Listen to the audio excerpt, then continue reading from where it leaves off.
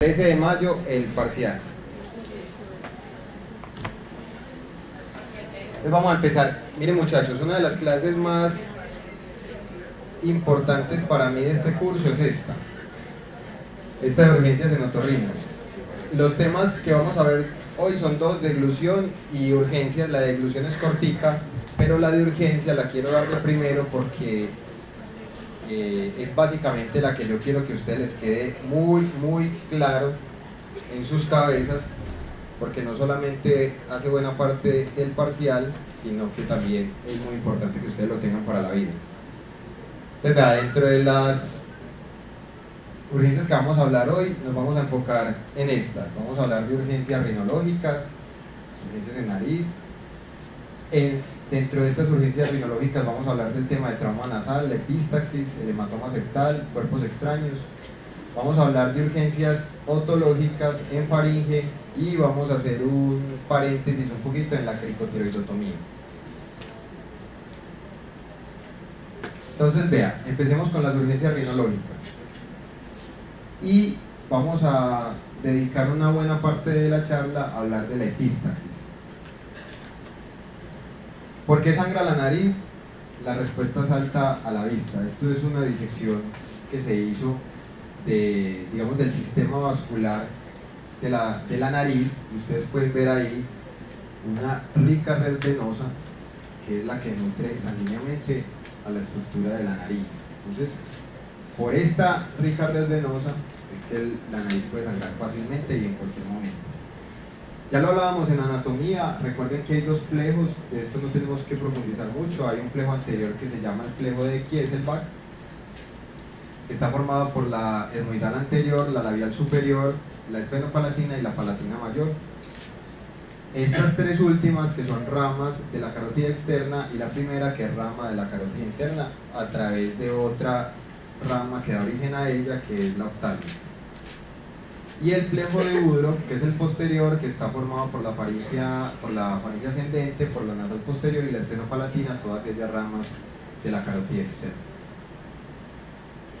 En cuanto a la etiología o las consideraciones básicas que podemos tener respecto a la epístaxis, hay que diferenciar dos tipos: las epístaxis anteriores y posteriores. La anterior característicamente es más de pacientes jóvenes.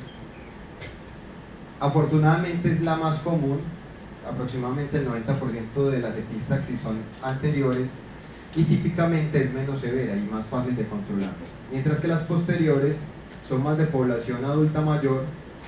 Evidentemente, como lo veíamos anteriormente, es generada en el plejo de Woodrow y es mucho más severa y difícil de controlar, no solamente porque los vasos que hay en el plejo posterior son un poco más gruesos, sino porque el abordaje de estos pacientes es un poco más complejo al estar mucho más alejado de la parte anterior de la nariz, y su acceso es mucho más difícil. Hay diferentes factores etiológicos que son causa de epístaxis, entre ellos los vasculares, como ustedes pueden ver aquí en este video. Es un paciente que está, como dirían las abuelas, tuquio de varices septales, está lleno de varices septales. Este paciente, de cualquiera de estos vasos sanguíneos, es un paciente que lo están disecando antes de tiempo, parece que ya lo estuvieran disecando, como vimos en la primera diapositiva donde se veían todos esos vasos. Miren, una gran cantidad de vasos casi que expuestos y que son susceptibles de sangrar en cualquier momento. También hay factores locales de tipo infeccioso o inflamatorio. Si usted tiene una sinusitis aguda, si usted tiene una rinitis descompensada, esa inflamación que usted tiene en su nariz puede ser la causa del sangrado nasal. Trauma es tal vez el más común: traumas contusos, digitotrauma, iatrogénico es el que hacemos los médicos en nuestros procedimientos. Pacientes que son operados de nariz, septoplastias, turbinoplastias, septoturbinos, cirugías endoscópicas de una forma iatrogénica pueden sangrar, pero también en procedimientos tipo nasofibrolaringoscopia, colocación de sondas nasogástricas, etc. Esos procedimientos pueden de forma iatrogénica generar sangrados. Factores locales como neoplasias directamente en la nariz pueden ser también una causa de sangrado. La resequedad de la nariz, que eso es un factor, digamos, que hay que tener en cuenta, sobre todo en los pacientes ancianos. Los pacientes ancianos, por la edad, tienen las mucosas resecas, pero además muchos de los ancianos además son oxígeno dependientes, entonces eso genera un factor adicional a la resequedad de la mucosa nasal y puede ser una causa de sangrado importante. Y cuerpos extraños en general también pueden ser causa de epístaxis. Hay otra serie de factores sistémicos, ya no tan localizados en la nariz, como pueden ser la hipertensión arterial y la arteriosclerosis, que es muy frecuente en los pacientes ancianos, algunas patologías sistémicas y crónicas como la granulomatosis de Wegener, coagulopatías en general, pacientes con deficiencias de factores, con problemas de la agregación plaquetaria y aquellos consumidores crónicos de antiinflamatorios no esteroideos y de sustancias naturistas. Siempre en el enfoque del paciente con epístaxis no hay que desconocer el uso de medicamentos o de sustancias o drogas naturistas. Los pacientes no las consideran o no las tienen en mente cuando uno les pregunta qué medicamentos consume, entonces uno le corresponde sacarle al paciente la información. Siempre pregunten por sustancias como el ginkgo biloba, el ginseng, el omega 3, el ajo, la cáscara sagrada, el té verde, todas esas que los pacientes consideran inocuos pueden ser o pueden alterar la cascada de la coagulación o la agregación plaquetaria y pueden ser causa de sangrado. En cuanto a la edad y la etiología, hay que tener en cuenta, muy importante, en los niños las principales causas son los cuerpos extraños, el trauma nasal. En los adultos encabeza las causas etiológicas los traumas y también los factores idiopáticos. Usted, muchos adultos jóvenes les llegan con sangrado y usted no encuentra una etiología clara, puede ser idiopático. En la edad media hay que empezar a estar muy pilosos y muy pendientes con las neoplasias, y en la edad avanzada los factores como la hipertensión y la arteriosclerosis. ¿Cómo debe ser entonces el manejo inicial de un paciente con epístaxis? Muchachos, lo más importante es que entiendan que la sangre en la nariz o el sangrado nasal es muy escandaloso, pero eso ustedes no los pueden desenfocar de los traumas realmente importantes del paciente y que comprometan su vida. Muchos pacientes llegarán simplemente con el sangrado nasal, el viejito hipertenso o el que tuvo un balonazo en la nariz, etc.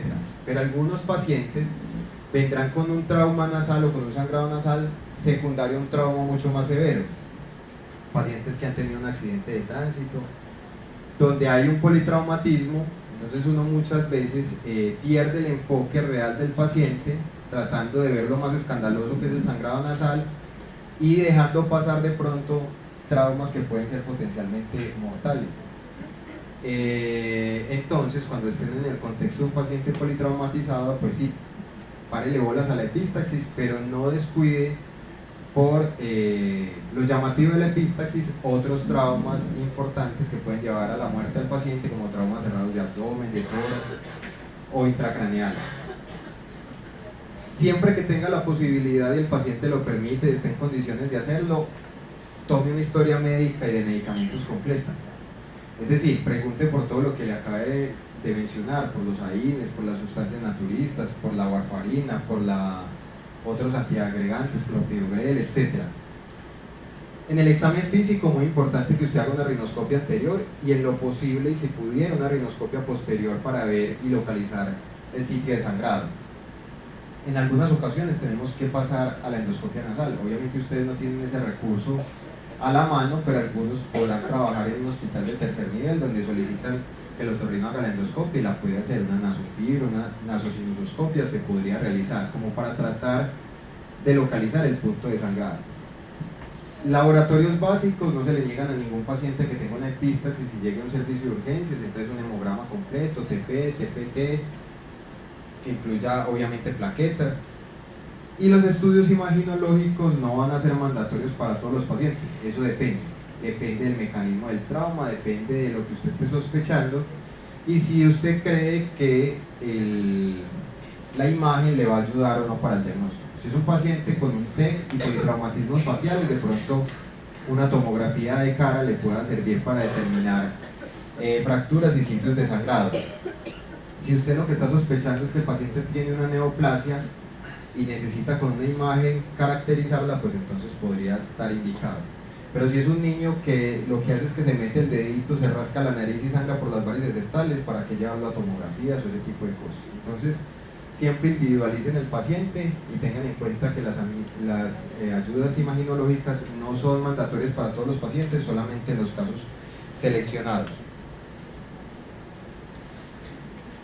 Dentro de las cosas sencillas que uno debe saber con la epistaxis es esto, y yo sé que muchos de ustedes aún tienen el concepto errado de que la forma correcta de uno controlar una epistaxis es así. Si ustedes no tienen ese concepto errado, déjenme decirle con total certeza que muchos de los pacientes, si no el 80% de los pacientes o de las personas común y corriente, aceptan como una forma correcta de controlar la epistaxis esta maniobra: presionar en el dorso nasal y llevar la cabeza hacia atrás. Si ustedes entienden simplemente la diapositiva de la anatomía vascular de la nariz, entenderán que hacer presión en el dorso nasal y llevar la cabeza para atrás no tiene ningún efecto sobre los plejos vasculares, que son la principal causa del sangrado nasal. Entonces, por eso lo más correcto, y teniendo en cuenta que la gran mayoría de las epistaxis son anteriores, es llevar la cabeza hacia adelante y presionar la punta de la nariz, la parte blanda, donde usted puede asegurar colapsar la zona 2, que es donde está el plejo de Kieselbach, y poder controlar el sangrado de esos pacientes. Esta maniobra o esta posición debe sostenerse por ahí unos 15 minutos para lograr un buen control del sangrado. El hecho de llevar la cabeza para atrás tiene una falsa sensación de control de la epistaxis, tanto que la sangre por gravedad ya no cae hacia anterior, pero el paciente continuamente está deglutiendo una sangre que está fluyendo sin ningún control. El problema es que el paciente, unos minutos después, ustedes saben que la sangre genera una irritación gástrica, entonces aparte de una gastritis severa, va a tener muchos de ellos vómito que va a ser vómito con sangre. El paciente lo primero que va a pensar es que me reventé por dentro, o sea, sangro por la nariz, el intestino, no una úlcera, que es lo que yo tengo, no, pura sangre deglutida. Entonces, una cuestión muy sencilla, pero que hay que recordársela a los pacientes. Cuando usted ve a un paciente sangrando, hay otras cosas, otras medidas generales que usted puede aplicar. Irrigar con solución salina, reposo obviamente, cabecera elevada, unos 45 grados, hielo local en la frente, en los pómulos, pueden ser algunas de las maniobras que usted puede aplicar, y algunos pacientes pueden mejorar del sangrado. Enjuagues con agua helada también es una alternativa. Entonces, cuando usted ve un paciente, usted está en un servicio de urgencias de un pueblo, donde usted tiene el chuzo lleno, hay algunos de ustedes que tienen una espalda, yo lo he visto en consulta, algunos de ustedes llegan y mágicamente de los 15 pacientes, 18 faltan. Yo no sé cómo hacen, pero eso no llega a nadie. Pasan las bolas esas de heno y todo, eso no llega a nadie. Y otros, llega el paciente, se complican las cauterizaciones, sangran, esto, aquello. Entonces esos yo sé que tienen buena espalda, o no sé si será buena o mala, ya ustedes mirarán. Pero el caso es que cuando usted tenga un servicio de urgencias tan lleno y le llega el paciente con la epistaxis, pues usted ya tiene la materna en expulsivo, el señor con la crisis hipertensiva, pues entonces usted, la enfermera le dice: doctor, llega usted ese señor sangrando, ¿qué hago? No, hay que taponarlo, espérese. No, espere, ¿qué hago? ¿Qué voy haciendo mientras tanto? Vaya teniendo el parte y me dice que le va haciendo. Entonces usted le puede decir: no, ve, ponelo, ingresalo, canalizalo, ponelo en reposo, cabecerita elevada, que haga enjuagues con agua fría, que se ponga, ponerle hielito en la frente, en los pómulos, que se haga presión aquí y agache la cabeza, y que me espere mientras yo termino con esto. Entonces, son esas instrucciones que usted le puede dar o al paciente o al personal de enfermería, que le pueden dar unos cuantos minutos mientras usted puede dedicarse al paciente. Entonces son maniobras iniciales que usted puede hacer con todo paciente con epistaxis. Dentro del tratamiento no quirúrgico que utilizamos para los sangrados nasales, uno de los más socorridos es la cauterización de las varices septales o de los vasos. Algunos de ustedes han visto en el consultorio, es un procedimiento bastante sencillo. Solamente se necesitan unos aplicadores de nitrato de plata, como los que ustedes ven acá, y normalmente un algodón impregnado con un vasoconstrictor tópico y un poquito de anestesia tópica, como puede ser silocaína en spray. Uno coloca el algodoncito que contiene una mezcla de silocaína en spray, o si no tienen silocaína en spray, silocaína en ampolla o en solución de la que tienen para inyectar, empapan el algodoncito, le aplican unas gotas de oximetazolina o diafrin, se lo colocan al paciente en la fosa sangrante un par de minuticos, 2-3 minuticos, y con eso, muy posiblemente, el efecto vasoconstrictor de la oximetazolina pues va a reducir el volumen del sangrado y va a generar cierto ambiente de anestesia tópica para que el procedimiento no moleste tanto, porque la cauterización normalmente arde. Recuerden que las cauterizaciones septales se pueden hacer o con nitrato de plata, que es lo que con lo que ustedes pueden contar en un servicio de urgencias o en un consultorio, o con electrocauterio, que para eso sí se necesitaría anestesia para el paciente para tolerar el procedimiento. Pero recuerden siempre que las cauterizaciones se hacen o se deberían hacer unilaterales. ¿Por qué unilaterales? Porque una cauterización es una quemadura, que en este caso con nitrato de plata sería una quemadura química, y si usted quema en el mismo momento en un lado y en el otro, usted puede aumentar el riesgo de perforación septal. Entonces, en términos generales, salvo algunas excepciones que no quiero describirles en este momento, sino que les quede la idea, que la cauterización siempre se debe hacer unilateral. Se hace unilateral y posteriormente, después de un par de semanas, cuando ya la mucosa haya cicatrizado, pues se puede cauterizar el otro lado.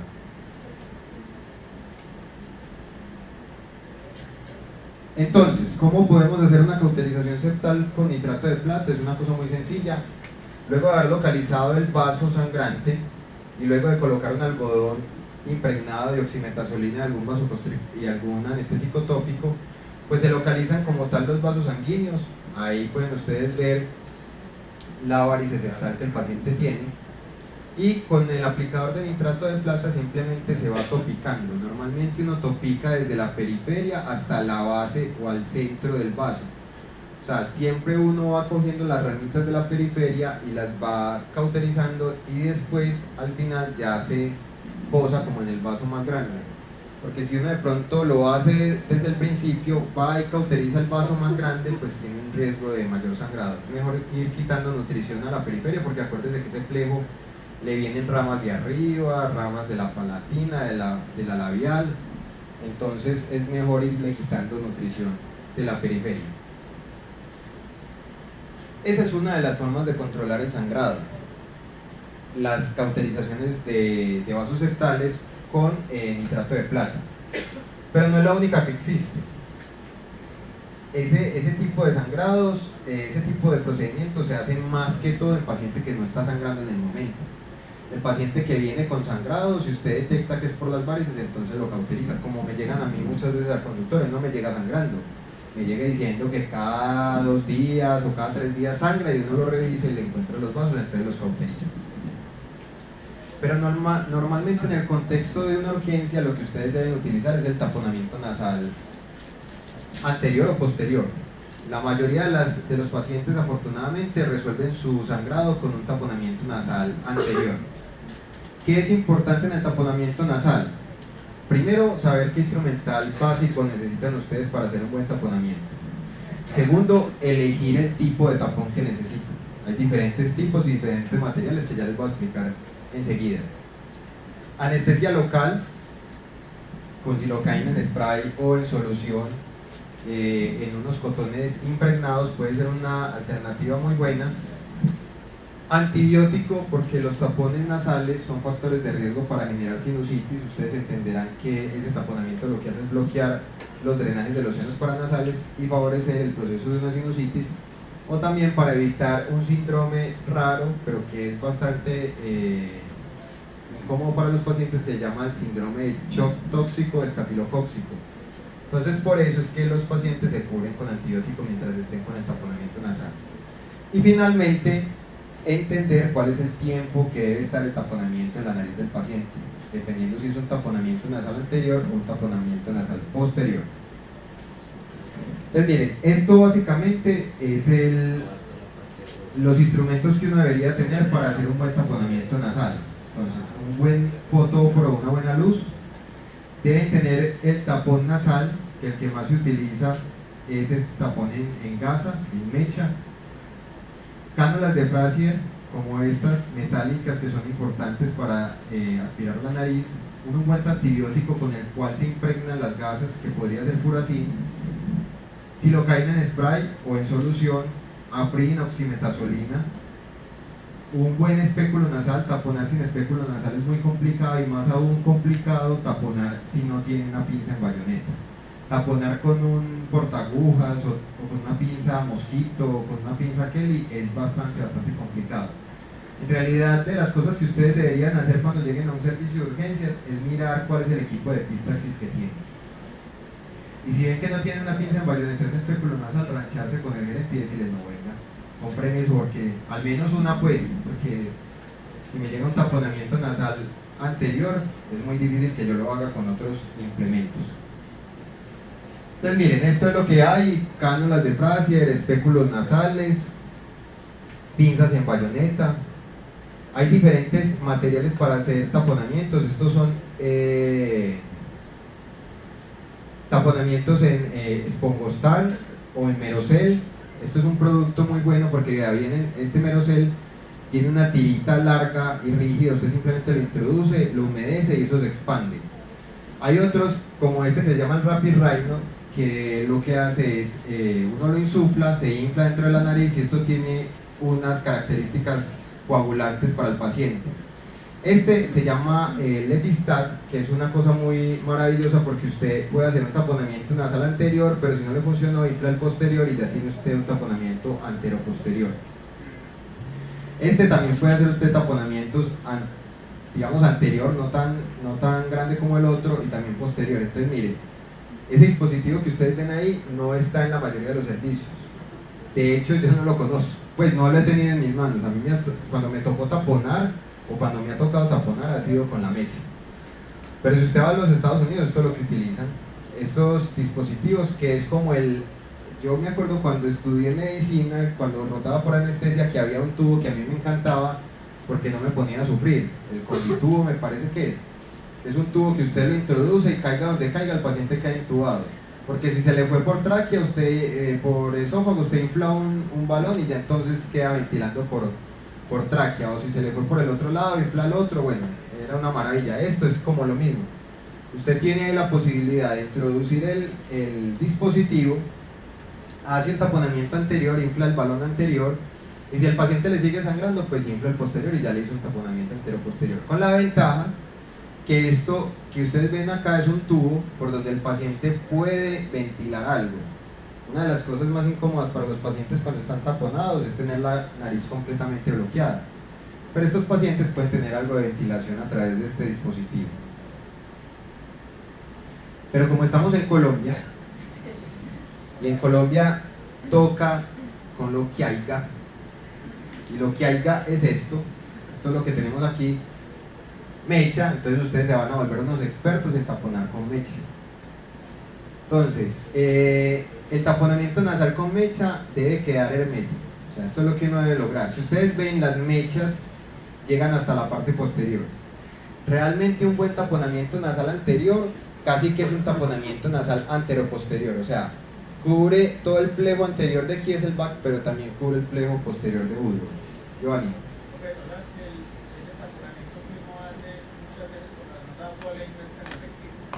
Ese taponamiento que usted hace con la sonda Foley sí es efectivo y lo vamos a hablar ahorita. Ese es el taponamiento posterior que hacemos los colombianos.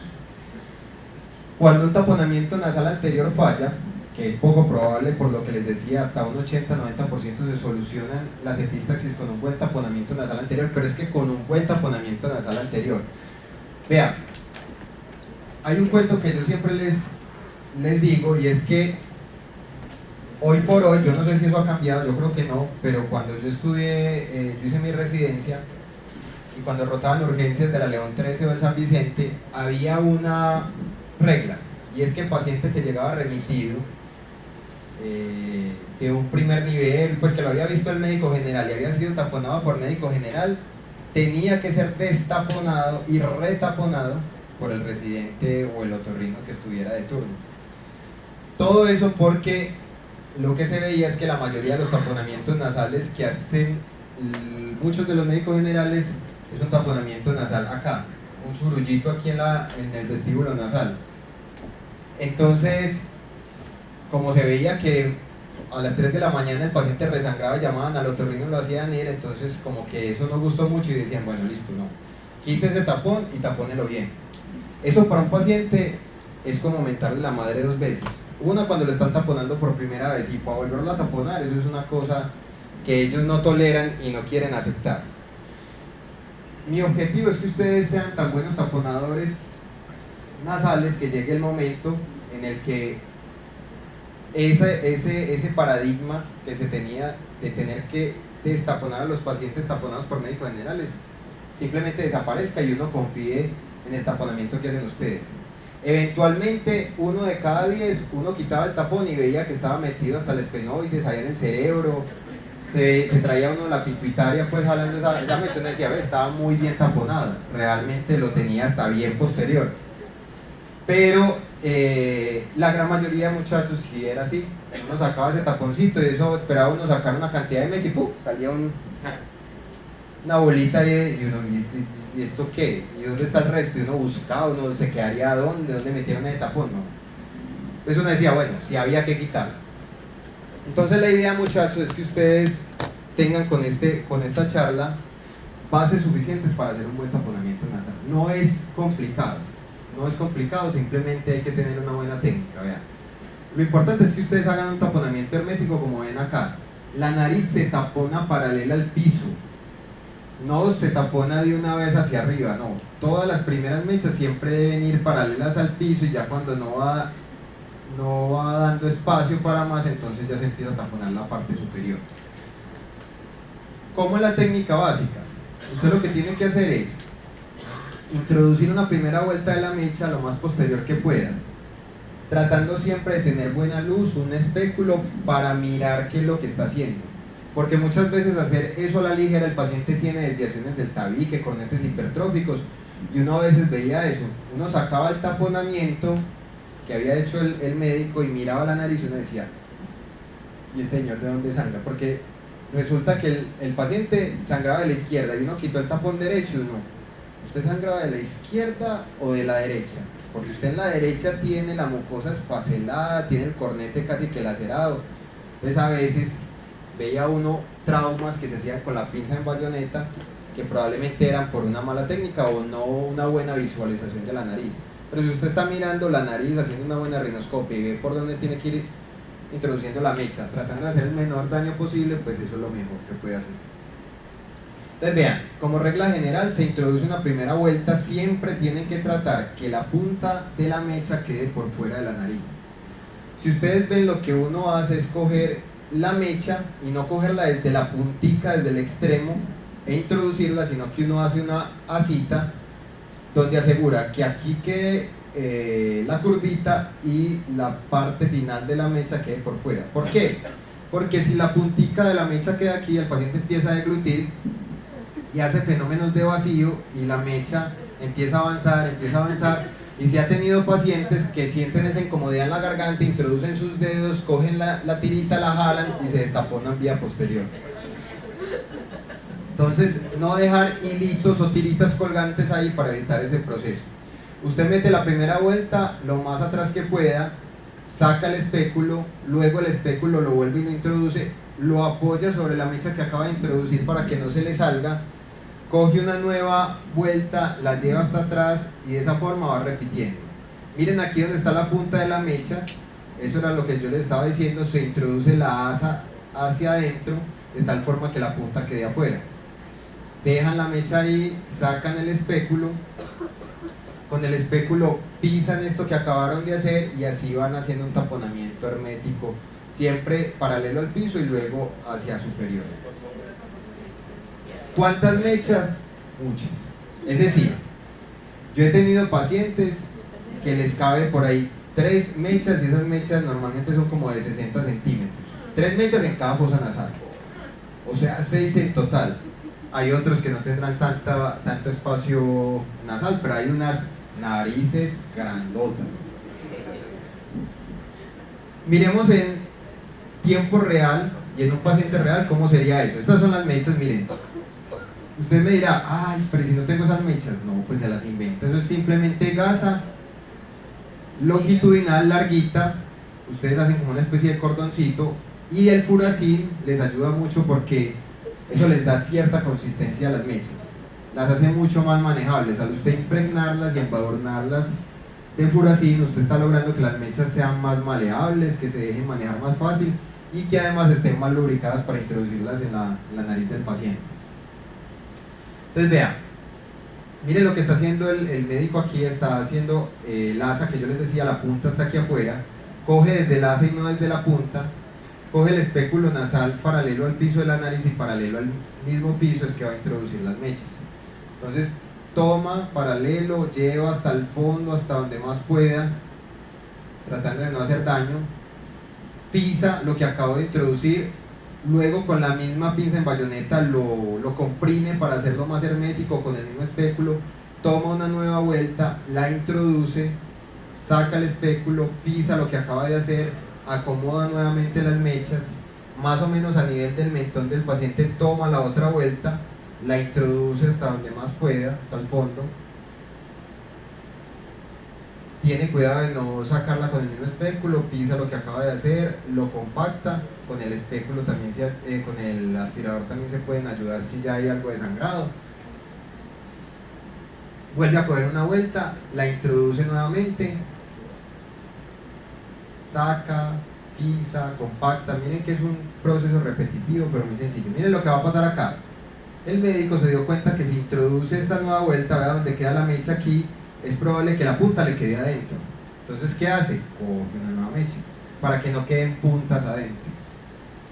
Si ella cogía esta mechita que le quedaba faltando, probablemente cuando la introduzca en la nariz la punta va a quedar dentro, en la parte posterior. Entonces coge una nueva vuelta, una nueva mecha, la introduce, la lleva hasta donde pueda, pisa, comprime, toma nuevamente, la larga, la que acabo de formar, introduce, pisa, compacta,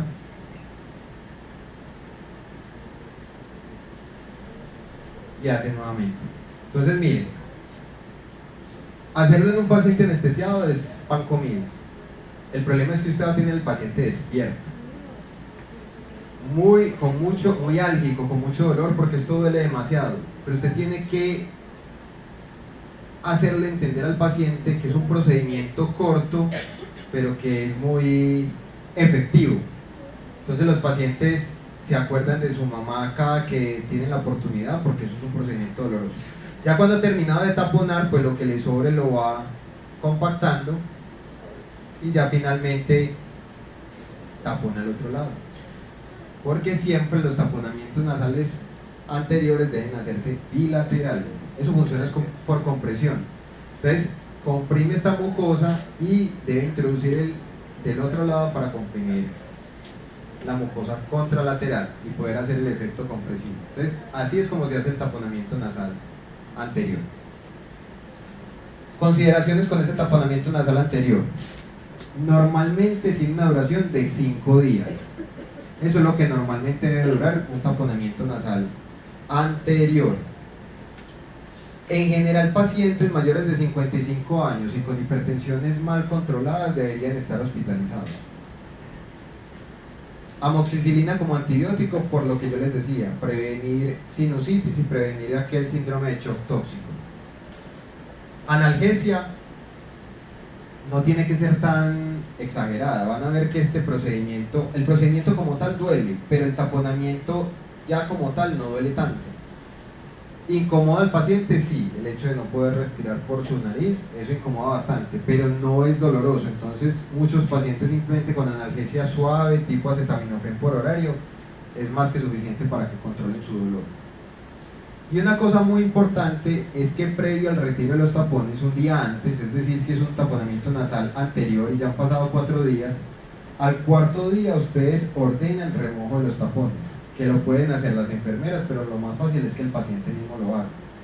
Que le den una bolsita de suero salino, una jeringa, y que el paciente, cuantas veces quiera, ojalá lo más seguido posible, se esté aplicando solución salina sobre el tapón para que las mechas estén hidratadas.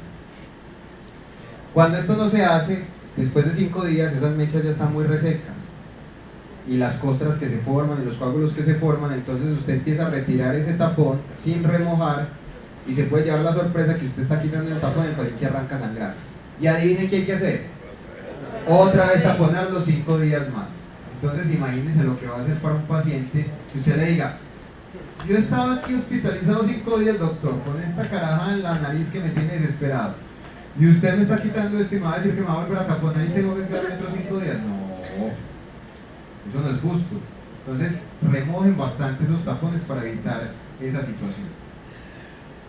Eso es lo que les decía, dentro de los materiales que se utilizan y que los gringos usan mucho, es el Rapid Rhino, que tiene esta ventaja, o sea, usted casi que no necesitaría ningún instrumento para espéculo nasal ni nada, usted simplemente introduce esto en la nariz paralelo al piso, lo infla, tiene una bomba para inflarlo y con eso usted ya hace un buen taponamiento nasal anterior.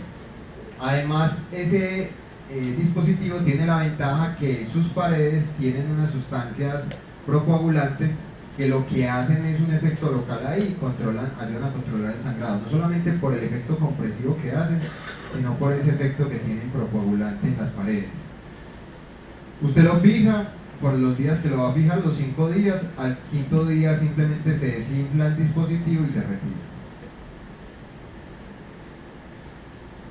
Se los muestro porque es que eso existe, en países desarrollados eso es lo que se utiliza. Y no ha de faltar quien esté en un hospital play de la ciudad y pueda contar con estos dispositivos. Pregunta. Sí, la idea es que tengan por lo menos la duración del taponamiento, por lo menos los 5 días, aunque no está mal que usted se la dé 7 días a la dosis de 500 miligramos cada 8 horas. ¿Esto también necesita la amoxicilina? Sí, todo lo que sea taponamiento, todo lo que usted utilice para taponar la nariz necesita cubrimiento antibiótico. Miren, el otro taponamiento que se puede utilizar es el Merocel. Recuerdan que yo les decía que era esa laminita que es rígida, usted simplemente la introduce en la nariz y luego la lubrica con solución salina, y al lubricarse pues eso se expande. Eso es como, ustedes son más o menos contemporáneos y tal vez les tocó que uno salía del colegio y compraba unos dinosaurios como de gomita o algo así, usted los metía a un vaso con agua y eso a los 2 días reventaba el vaso con agua, estaba una cosa aquí, un tiranosaurio rex. Eso más o menos, ese es el material. Si tienen todavía uno de esos dinosaurios lo pueden meter en la nariz y hacer lo mismo que también, no, mentiras. El Merocel, ese es el principio. A propósito, Giovanni, de la sonda Foley, entonces miren, cuando usted hace un taponamiento nasal anterior y está en Colombia, donde no tiene el Epistar, no tiene el Rapid Rhino, no tiene ninguno de esos dispositivos tan exóticos, usted le toca hacer uso de lo que tiene a la mano y lo más fácil es utilizar una sonda Foley. Un taponamiento nasal posterior debería hacerse solamente cuando el taponamiento nasal anterior bien hecho no ha sido suficiente para controlar el sangrado del paciente. Entonces, si usted no logró controlar con el anterior, lo que tiene que hacer es introducir por la fosa que está sangrando una sonda Foley, más o menos número 14, e insuflarla con agua entre 12 a 14 centímetros de agua. Y posteriormente, usted no puede dejar esa sonda ahí suelta, usted tiene que hacer, después de colocar la sonda, hacer un taponamiento nasal anterior con mecha. Entonces, siempre que haga un taponamiento nasal posterior con sonda Foley, debe complementarlo con un taponamiento nasal anterior con mecha. Miremos cómo se haría. Entonces, por la fosa sangrante se introduce la sonda Foley. Usted introduce la sonda Foley hasta que llegue a la nasofaringe y baje, y usted pueda ver la punta de la sonda en la orofaringe. Entonces, luego con un bajalenguas usted verifica que pueda ver allá en el fondo, con los ojos de la fe, ya van a ver, con los ojos de la fe ustedes pueden ver ahí la sonda Foley, mírenla ahí, la puntica. Entonces ya después de haber visto la punta, inflan la sonda Foley con el líquido y ven cómo se empieza a bombar el paladar. Un segundo, ahí se abombó el paladar, ahí ya se infló el balón, y lo que hacen es recuperar la sonda para que quede anclada en la cojana del paciente. Una cosa muy importante es la fijación de la sonda Foley.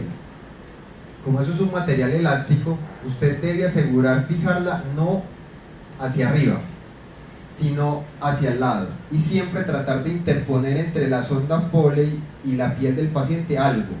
Déjele una torundita de algodón, una torundita de gasa o algo que se interponga entre los dos, porque como eso es elástico y usted lo fija aquí, no es cuento muchachos, pero a mí me llegó de residente pacientes taponados con sonda Foley que se demoraron por ahí 6 días en la revisión para el otorrino, la sonda tirada aquí para arriba, bien templada, o sea, como eso, bueno, le provocas como templarla bastante, como eso estira, y aquí con un esparadrapo, o sea, primero uno quitaba el esparadrapo y se iba media zona frontal, y cuando usted quita la sonda, cuando usted quita esa presión, lo que veíamos es que en esta zona, en esta zonita de acá donde estaba apoyada la sonda, se formó una necrosis. Esa zona de la nariz se llama el triángulo blando.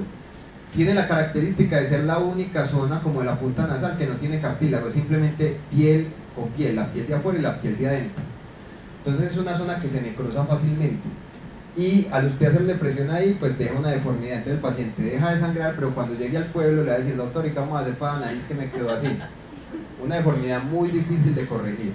Entonces muchachos, siempre tengan esa consideración, sujétenla o fíjenla al lado del rostro del paciente, y en lo que tenga contacto con la piel, aquí que ustedes saben que va a estar tallando, déjenle le colocan un pedacito de torunda de gasa por debajo y encima la sonda Foley. Esa sería la forma más apropiada para evitar esa complicación tan desagradable de la necrosis en la nariz. Entonces, un buen taponamiento nasal anterior, ya se lo estaba comentando, tiene una efectividad de alrededor del 80-90%. O sea, que a taponar se dijo. ¿Claros hasta ahí? ¿Alguna pregunta con respecto al taponamiento nasal? Muchachos, vea, un tema que va muy de la mano con el epístaxis es el trauma nasal. Porque como les venía mostrando por epidemiología, muchos de los pacientes que sangran por la nariz es porque además han tenido un trauma. Importante siempre conocer la historia del trauma, la causa y el tiempo de evolución. Fue acá donde en estos días se hizo una pregunta al respecto, yo creo, cuando hablábamos de alguien que me decía que si se podía hacer la reducción en el momento del trauma. Pues en realidad el mejor momento para uno hacer una reducción cerrada en un trauma nasal es el momento del trauma. Es casi que una cosa, yo siempre les digo, es una cosa como de susto. Susto del que le dio el codazo al amigo y le dio la nariz torcida y dice, ¡ay! La endereza. Ese es el mejor momento porque la nariz en un par de minutos ya está, vea, hinchada. Y usted no sabe para dónde es la desviación, usted no ve sino edema morado, y usted, esto, ¿para dónde? La telorrinea grado qué, ¿para dónde es que está desviada? Entonces no se estresen. Si a ustedes les llegó el paciente de urgencias después de media hora del trauma, ya tiene esa nariz que usted no sabe ni para dónde va, no se estrese, tranquilice al paciente, le dan analgésicos, esteroides nasal como para que se descongestione un poco, hielo local, protector solar para que no le queden manchas con las hematomas o los equimosis que hacen, y cita con otorrino. De hecho, cuando llegan así, muchas veces el paciente se desespera y logra conseguir un otorrino de urgencias y llega a los 2 días del trauma, uno le ve la nariz hinchada, uno le dice, bueno, sí, no descarta las urgencias, ¿tenés epistaxis? No. ¿Tenés una fístula líquido cefalorraquídeo? No. Simplemente es como la deformidad, listo, ve, aplicate esto, hielito, analgésicos y vuelve en 3 meses. Cuando ya esa nariz esté bien deshinchada, para uno poder saber qué es lo que hay que hacer desde el punto de vista funcional. Pues como les digo, el trauma nasal no es, la deformidad no es como tal una urgencia. Las urgencias en trauma nasal es lo que yo les decía, fístulas de líquido cefalorraquídeo, epistaxis, más que la misma deformidad como tal, porque eso da espera. Siempre evalúen el estado nasal previo. Yo siempre les he hecho este cuento porque hay muchos pacientes que, bueno, han sido narizones, tienen la nariz, una nariz aguileña o una jiba pronunciada, una cosa muy familiar, y ven en un trauma nasal que les pasó por alguna cosa, un accidente o algo así, la posibilidad de mejorar su nariz. Entonces, siempre uno tiene que evaluar la nariz previa, porque es que hay muchos pacientes que dicen, vea, y después de ese codazo que a mí me dieron, yo quedé con este morro acá, y yo, ese morro, y tener la cédula ahí, pues las cédulas si tuvieran foto de perfil nos ayudaría mucho, pero todas son frontales. Pero le decía, bueno, mostrame en el celular una fotico tuya, eso fue cuando la semana pasada, ¿no tenías una anterior? Ah, sí, de hace 15 días, y va uno a ver, no, pero venga, usted ya tenía eso. Entonces siempre tratar de tener muy claro cuál era el estado nasal previo del paciente. El 90% de las fracturas nasales movilizan toda la estructura, es decir, se moviliza no solamente la parte ósea, sino también la cartilaginosa.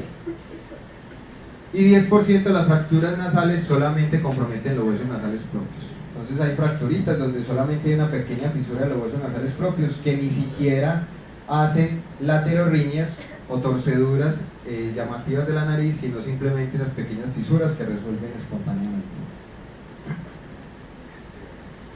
Entonces en este paciente la urgencia no es probablemente esta. La urgencia no es que tenga la nariz deforme. La urgencia es controlar la epistaxis si tiene una fístula de líquidos cefalorraquídeo. Entonces descarten siempre la epistaxis. El hematoma septal también es una urgencia. La fístula de líquido cefalorraquídeo, otros traumas asociados, lo que yo les decía, no se dejen despistar solamente por lo más llamativo que es el sangrado nasal. Si el paciente está en el contexto de un TEC y tiene algo que le pueda comprometer la vida, un trauma craneoencefálico severo, pues hay que tratar de enfocarse en lo que sea más urgente para el paciente, hacer un buen ABC.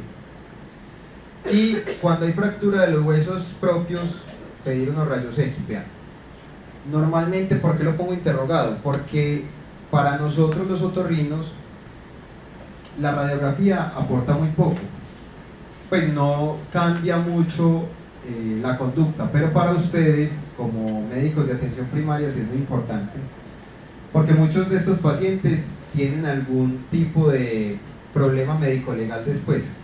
O sea, este fue un muchacho que se puso a pelear con un amigo, entonces ya lo demanda, entonces quiere demandarlo por lesiones personales. Entonces, desde el punto de vista médico-legal, así desde el punto de vista clínico no nos sirva mucho tener la radiografía, pídanle a esos pacientes con traumas de nariz una radiografía de huesos nasales propios y que le reporten ahí su fractura, su desviación, su deformidad de los huesos nasales propios. Eso puede servirles a ustedes a futuro de soporte, o cuando este paciente fue un accidente de tránsito, entonces entra todo eso en el proceso de la demanda. Siempre es bueno tener como ese soporte, que no es importante desde el punto de vista clínico, pero sí médico-legal. Entonces vean, estas deformidades se pueden presentar, esto se llaman laterorrinias. Ya les voy a explicar qué es o cuáles son los grados de laterorrinia que se pueden encontrar. Básicamente son tres: la laterorrinia grado 1, grado 2 y grado 3. ¿De qué depende? Del número de ángulos que haga la nariz en su desviación. Si ustedes ven esta nariz, viene la raíz de la nariz bien y aquí hace un primer ángulo y se desvía hacia el lado izquierdo. Eso es lo que se denomina una laterorrinia grado 1.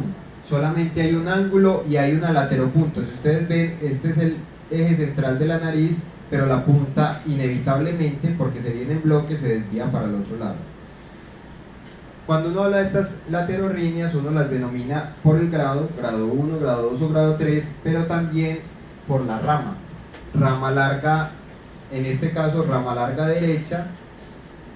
¿Qué es la rama? Si ustedes pudieran medir desde el dorso de la nariz hasta la pupila, ustedes podrían ver que la distancia más larga es esta con respecto a esta.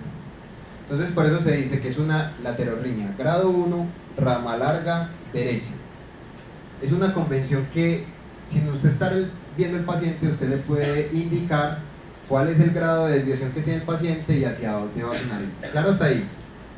Entonces, veamos por ejemplo esta, que es grado 2. Viene la raíz de la nariz bien, aquí hace un primer ángulo y se desvía para allá, y aquí hace un segundo ángulo y se devuelve. Si ustedes ven cuál es la rama más larga, cuál distancia es más larga, esta de acá a acá o esta de acá a acá. Entonces es una laterorrinia grado 2, rama larga izquierda. Y en la grado 3, pues como ya la desviación es tan severa, aquí es muy difícil determinar la rama, porque ya eso es una fractura casi que conminuta. Entonces simplemente al decir grado 3 es que hay tres ángulos aquí, hay un primer ángulo, hay un segundo ángulo y hay un tercer ángulo, y ahí no tienen que decir la rama porque va a ser muy difícil que ustedes lo puedan determinar.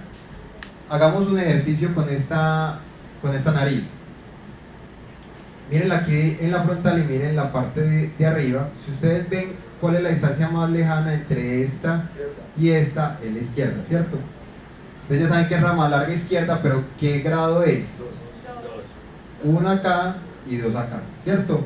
Viene a la raíz, miren que casi que en la luminosidad de la nariz se puede ver. Aquí viene derecho, aquí es un primer ángulo y aquí es un segundo ángulo.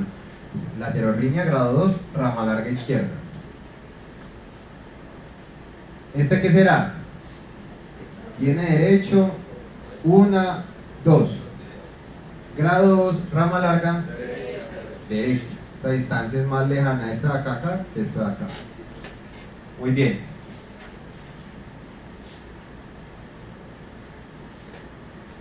Siguiendo con el hilo de esta conversación, entonces hablábamos de uno de los riesgos del trauma nasal, y es el hematoma septal. Ojo, no confundir un hematoma septal con unos cornetes hipertróficos, son cosas diferentes.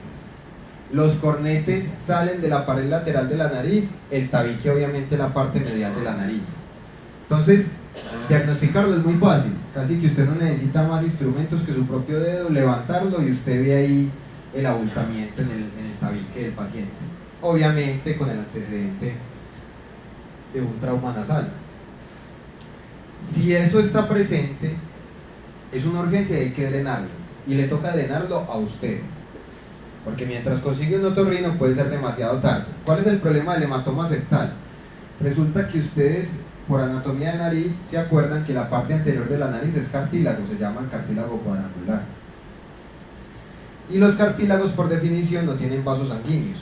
Ese cartílago se nutre por imbibición, es decir, la mucosa de este lado y la mucosa de este lado están ricamente irrigados, ya ustedes lo vieron en la primera diapositiva, y esa irrigación, al estar adosado al pericondrio del cartílago, es lo que le pasa la nutrición al cartílago para que él pueda sobrevivir. Si usted hace una colección de sangre, un hematoma septal a este nivel, las mucosas se separan del cartílago y lo que queda aquí es una sangre de mala calidad, una sangre no vital.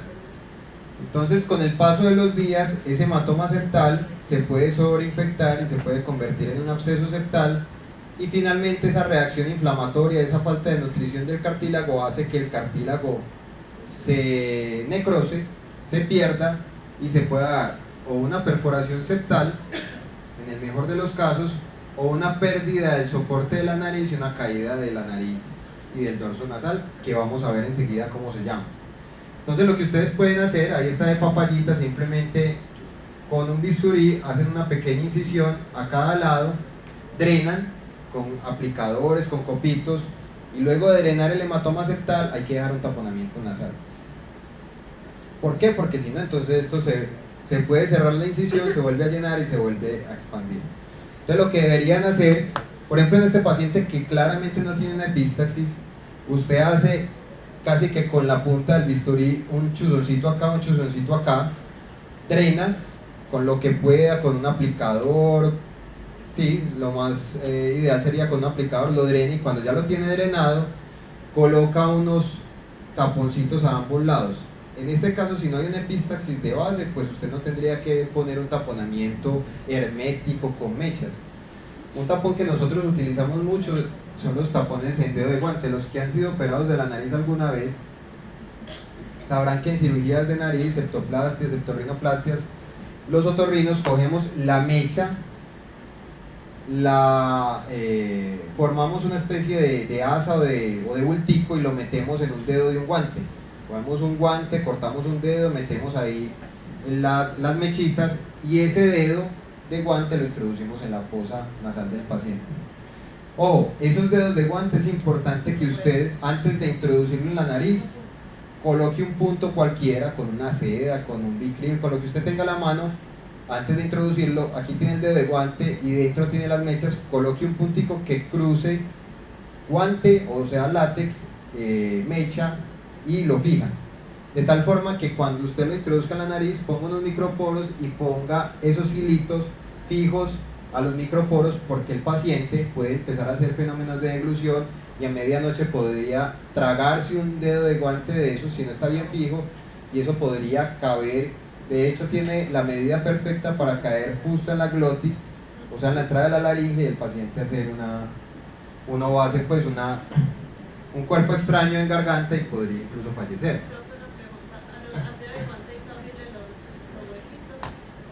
Algunos otorrinos lo hacen. Al dedo de guante, ¿alguien tiene un guante? ¿O alguien tiene un dedo?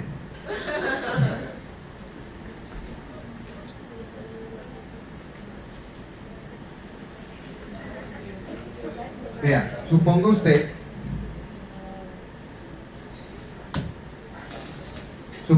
que ya tiene su dedo de guante y usted toma las mechas. Hagamos de cuenta que estas son las mechas y usted hizo un paquetico de mechas. Usted introduce las mechas en el dedo de guante, pues obviamente esto es fácil hacerlo con la bayoneta, que lleguen directamente allá. Entonces tiene guante y mechas dentro, ¿cierto? Luego usted coge un punto de sutura afuera, sin estar en la nariz del paciente, y ese punto de sutura lo pasa, que cruce guante, mechas y guante, y lo anuda y deja un hilito fuera. Coge su pinza en bayoneta, lo introduce en la nariz del paciente, y ya estando dentro a usted le queda aquí el hilito. Usted pone los tapones en ambos lados y los hilitos quedan colgando. Coloca un microporo aquí, pasa los hilos para arriba, coloca otro microporo aquí, pasa los hilos para abajo, microporo para arriba, para abajo, de tal forma que los hilos quedan en zigzag, y de esa forma queda el guante bien atado a la nariz. ¿Claro hasta ahí? Entonces, bueno, lo que tú me preguntabas es que si uno le puede hacer huequitos. Algunos lo que hacen es que con una tijerita cogen y le hacen unas pequeñas cortadas al guante en la parte lateral, de tal forma que cuando lo introduzcan en la nariz y la misma sangre que va fluyendo de la nariz pues se meta e impregne la mecha, eso genera como una expansión de la mecha y genera un mejor taponamiento o algo más hermético, pero eso no es estrictamente necesario. Si lo colocan de esta manera, obviamente le ponen un poquito de ungüento antibiótico como para que deslice mucho más fácil. Colocan guante aquí, en este caso en específico podría funcionar bastante bien. El dedo de guante también es útil, muchachos. Vea, como los taponamientos nasales anteriores deben ser bilaterales, y si el paciente claramente tiene un sangrado de la fosa nasal derecha y usted ya logró hacer un buen taponamiento nasal derecho con mecha, usted puede decir, bueno, si la izquierda no sangra para nada, el problema es claro que es del derecho, yo le vi ahí al punto sangrante, pero como yo necesito algo que me haga compresión bilateral, entonces no voy a traumatizar a este señor metiéndole 3 metros de mecha, otro dolor, sino que voy a hacer un dedo de guante y lo pongo en el otro lado. De esa forma usted está asegurando una compresión de ambos lados, sin ser tan traumático para el paciente. O usted podría decir, si tiene el merocel, usted podría hacer uno con mecha y el otro con merocel, por decir algo, pero siempre tengan en cuenta que lo que funciona es por la compresión bilateral. Miren, entonces ahí tienen un algodoncito impregnado con Afrin o con oximetazolina más anestésico. Se deja unos cuantos minutos, 5, 10. Estamos hablando del procedimiento para drenar el hematoma septal. Este colega pues hace dos cosas que a mí no me parecen tan buenas. Una es que infiltra la mucosa con anestésico con anestésico local. Después hace un drenaje con una aguja gruesa, y ustedes ven ahí cómo empieza a aspirar y empieza a drenar el contenido que hay en el septum nasal. En este caso está drenando un contenido hemorrágico, miren cómo va saliendo, y posteriormente hace una incisión como las que yo les enseñé, y finalmente tapona. Entonces vea, me gusta el video porque en uno solo me muestra todas las técnicas, pero usted no tendría que hacer todo esto. Miren, en el caso de él, hace el bolsillito, allá se ve el cartílago todavía en muy buenas condiciones, lo drena, pues ahí está con endoscopio, es un otorrino, pero ustedes no tendrían que hacer todo esto. Y finalmente, él por ejemplo le coloca un taponamiento con merocel, o lo puede hacer con gasa o con merocel o con dedo de guante. Ya ustedes, lo que ustedes tienen que asegurar es que esas mucosas que se despegaron por el hematoma vuelvan y se adosen, para que vuelvan a nutrir el cartílago y no se vaya a necrosar y a perder. No es necesario que empiecen a hacer bolsillos, porque usted simplemente con hacer la incisión y empezar a exprimir, el septum nasal no está tabicado ni nada, entonces usted no tiene que romper ningún tabique, eso se drena. Y la otra es que a veces si usted tiene mucho temor a hacer la incisión, ¿qué es lo bueno de la incisión? Que cuando se hace incisión hay menos riesgo de volver a aparecer el hematoma. A diferencia cuando usted coge con una aguja y una jeringa, punciona, aspira, pues ese huequito que deja la aguja, así sea una aguja gruesa como la que ustedes veían ahí, pues se cierra con bastante facilidad. Sin embargo, con el hecho de usted haber hecho el taponamiento, digamos que usted disminuye el riesgo de que se presente una recidiva. Pero la incisión es buena porque deja un espacio más grande, de tal forma que lo poco que se quiera volver a acumular pueda estar drenando por la incisión hasta que se resuelva el proceso. Entonces, no tiene justificación o no tiene tanto sentido que usted quiera infiltrar la mucosa, porque tiene que ser usted demasiado preciso para infiltrar. La mucosa es demasiado delgada y muchas veces lo que va a suceder es que usted termina metiendo la aguja y el líquido anestésico a la sangre que hay en el hematoma y nada infiltró la mucosa. Entonces, colocar un anestésico tópico como les he enseñado con un vasoconstrictor y hacer o la punción con una aguja gruesa o la incisión con un bisturí es más que suficiente, pero siempre recuerden dejar el taponamiento nasal porque si no se les vuelve a coleccionar, y eso no hay que suturarlo. O sea, la incisión que usted hace, una incisión de 1 centímetro, 0.7 centímetros, no tendría por qué suturarlo, usted la deja y ella cierra por segunda intención. La mucosa nasal es bastante agradecida en ese sentido. Lo deja 5 días también, como cualquier taponamiento nasal anterior. Con eso usted ya está asegurando que las mucosas vuelvan y se adosen al cartílago y que no se reproduzca el hematoma. Cuando un hematoma septal no se maneja adecuadamente, pueden pasar cosas como esta: deformidades que se denominan deformidad en silla de montar. Entonces miren, esto sucede porque el cartílago se perdió, se necrosó y se perdió todo el soporte del dorso de la nariz, quedando una deformidad bastante desagradable desde el punto de vista estético y a veces difícil de manejar desde el punto de vista quirúrgico. Normalmente estos pacientes necesitan injertos de dorso para poderle dar volumen nuevamente a esa estructura. Hablemos un poco de los cuerpos extraños en nariz. Entonces, normalmente este proceso es de niños menores. Los síntomas clásicos de un paciente con cuerpos extraños en nariz son obstrucción unilateral y rinorrea purulenta unilateral. Niño que les llegue a ustedes con estos síntomas, que la mamá diga, vea, es que tiene la nariz, la fosa nasal derecha tapada y le sale moco verde por ahí fétido, tiene un cuerpo extraño hasta que se demuestre lo contrario. Una Shakira, un balín, un frijol, un grano de maíz, un mamoncillo. Es de narices a nariz. Pero adulto que les llegue a ustedes con esos mismos síntomas, obstrucción unilateral y rinorrea purulenta, tiene un cáncer hasta que se demuestre lo contrario. ¿Listo? En los niños lo más usual es que sea un cuerpo extraño. En los adultos mayores, esa misma sintomatología es un cáncer hasta que no ha de faltar el niño, el anciano con Alzheimer que se haya metido algún frijol en la nariz, eso puede pasar. Pero entonces tengan en cuenta siempre eso. Ese fue el capítulo de Homero. Yo no sé, creo que fue en la época que se volvió intelectual porque tenía esa crayola en el cerebro. Entonces, no, eso no pasa todas las veces. La mayoría de las veces, crayola en el cerebro no genera esos efectos tan benéficos. yo creo que este harakiri ya se los había enseñado, la maniobra para controlar a los niños sin necesidad de llamar al portero, al papá, a la mamá, las dos enfermeras gordas que hay en el hospital.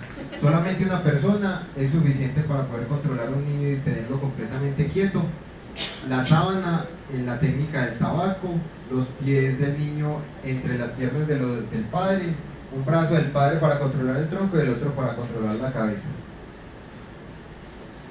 Cosas se pueden encontrar en el San Vicente. Cuando yo era residente teníamos un frasquito con colección de cuerpos extraños. Uno se encuentra cosas de todo tipo, tuercas, tornillos, materiales animados o inanimados. Recuerden siempre, también se los había mostrado, una forma sencilla de hacer una cureta de cuerpo extraño tanto para oído como para nariz es esta, un clip. Eso lo hay en todos los hospitales, por más pobre que sea. Tengan en cuenta que los objetos redondos o esféricos, al igual que en oído, se deben sacar con objetos curvos, es decir, como ustedes lo ven ahí, con una especie de palita curva donde usted se puede ir por la parte posterior y traerlo hacia adelante. Es un error usted coger una pinza y tratar de coger el cuerpo extraño esférico, tratar de cogerlo con la pinza, porque lo que va a hacer es impactarlo más hacia posterior.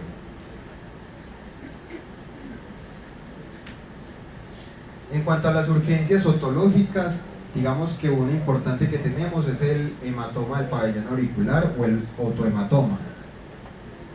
Normalmente esto se presenta en pacientes que tienen trauma repetitivo contundente en los oídos, en las orejas. Esto se da mucho ahorita que está como de moda estos deportes de artes marciales, entonces los pacientes cada vez más están presentando estos hematomas del pabellón auricular. Lo que hay entonces es una colección de sangre por debajo del pericondrio del cartílago. Esto es lo mismo que el tabique septal o el tabique nasal. Recuerden que el cartílago es cartílago y se nutre por inhibición. Entonces, si usted no maneja este hematoma oportunamente, pueden haber deformidades del pabellón. Lo que usted ve es que la piel está con una tumefacción, que está brillante, azulosa y que hay fluctuación. Definitivamente hay una colección ahí. Y si el hematoma septal puede ser fácil de drenar por lo expuesto que uno lo puede ver, pues el del pabellón auricular sí que es cierto. Lo único que ustedes tienen que tener en cuenta es que si ustedes no hacen un buen manejo del hematoma septal, puede quedar una deformidad en el paciente que se llama una deformidad en oreja de coliflor. Aquí lo que sucede es que se da por el proceso del mal manejo del hematoma un daño del cartílago que forma el pabellón y se da una fibrosis importante y una deformidad como la que ustedes ven, que es muy difícil de manejar. ¿Qué hay que hacer entonces? Un drenaje. Ahí donde está fluctuando y donde se ve la colección, hagan una incisión longitudinal. Hagan una incisión longitudinal, espichen, como dicen las abuelas, la oreja y drenen todo el hematoma. Y una cosa muy importante, así como en la nariz teníamos que dejar un taponamiento para que las mucosas se adosaran, en el pabellón auricular usted también tiene que dejar un relleno de las cavidades para que eso también se mantenga en posición. Entonces, ¿usted qué hace? Con algodoncito, con gasita, va poniendo algodón en las diferentes cavidades que tiene el pabellón. Aquí en la concha, aquí en la crura o en la fosa triangularis. Coloca uno larguito aquí entre el hélice y el antihélice. Coloca por aquí adelante. Coloca por detrás. La idea es que quede compacto y luego colocas un vendaje compresivo elástico, antibióticos sistémicos como para prevenir cualquier sobreinfección, y en algunos pacientes a veces usted puede dejar un drenaje o una succión permanente para estar drenando lo que el paciente acumule, pero por lo general con la sola incisión y el drenaje inicial y el relleno de las cavidades y el vendaje es más que suficiente para que maneje. Eso se cierra por segunda intención también. O a veces en una incisión tan grande como esta usted podría dejar unos punticos separados. Este está muy grande para mi gusto, pero usted podría dejar unos punticos simples separados como para que genere algo de afrontamiento, pero también permita dejar algunos espacios donde pueda seguir drenando el hematoma. Otra de las urgencias que tenemos en oídos es las perforaciones de la membrana timpánica. Es importante entender cuál es la causa de la perforación, también saber los síntomas del paciente. Normalmente se quejan de hipoacusia, pero dependiendo de la causa podrá haber dolor, otorrea, si estamos en el contexto de una otitis media aguda. los signos que son evidentes a la otoscopia. El hueco es evidente o puede verse también secreciones en caso de otorrea. Miren, ahí está el mango del martillo, allá adentro se ve el yunque, se ve el tendón del estribo, allá estaría la ventana oval y lo que ven abajo redondo no es más que la ventana redonda y no la oval. El tratamiento dependerá, ya vamos a mirar. Entonces, ojo con los copitos. Los copitos solamente están autorizados para limpiar el ombligo de los bebés, no son para oídos. Ojo, una causa muy frecuente de perforación timpánica es esta. Está el papá limpiándose con los copitos. A veces a la gente se les olvida que tiene un copito en el oído, van y se acuestan y se lo clavan en el tímpano. Es frecuente, no es inusual que eso suceda. O están limpiándose con el copito y alguien lo abrazó por detrás y el hijo viene y lo abraza y copito al oído medio. Entonces tengan en cuenta eso.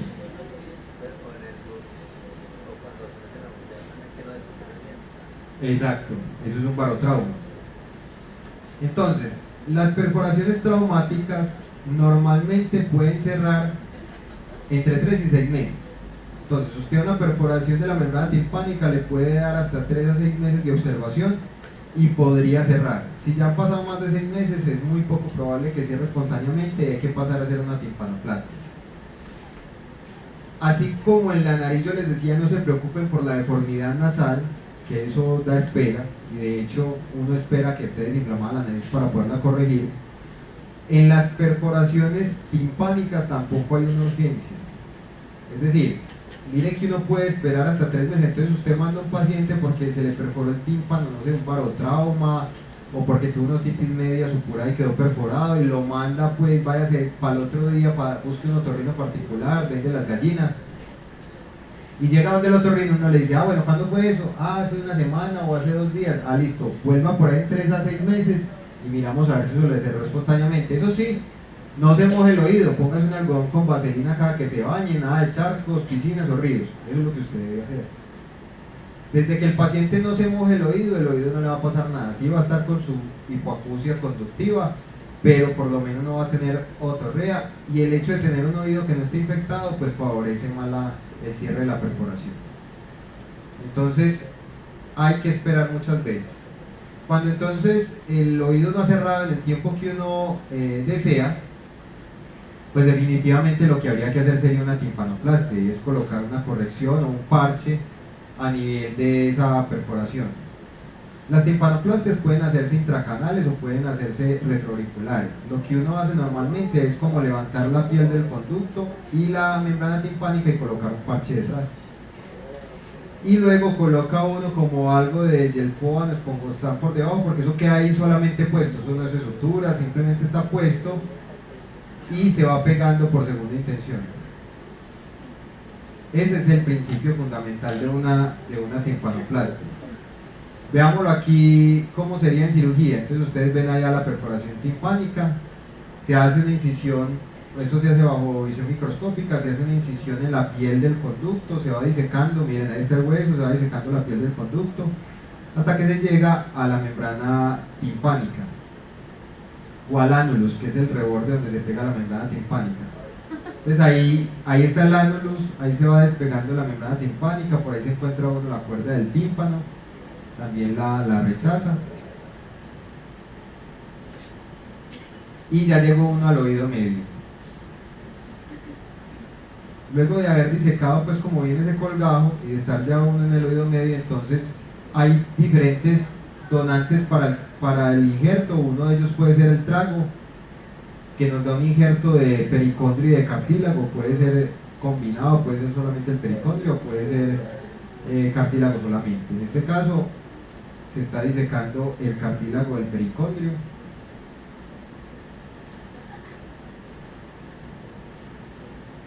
Y se puede utilizar solamente el pericondrio. Se colocan unos gelfoam en el oído medio como para que soporten el injerto que uno va a colocar. Se introduce el injerto, mírenlo ahí, y luego se reposiciona la membrana timpánica y la piel. se verifica que quede cerrado el hueco, ahí se ve, este es el pericondrio que se acabó de colocar, y luego se le coloca encima unos cuadritos de Yelpoa como para que lo soporten. Entonces ustedes verán que eso es simplemente adosado, y eso simplemente por estar en contacto pues se pega.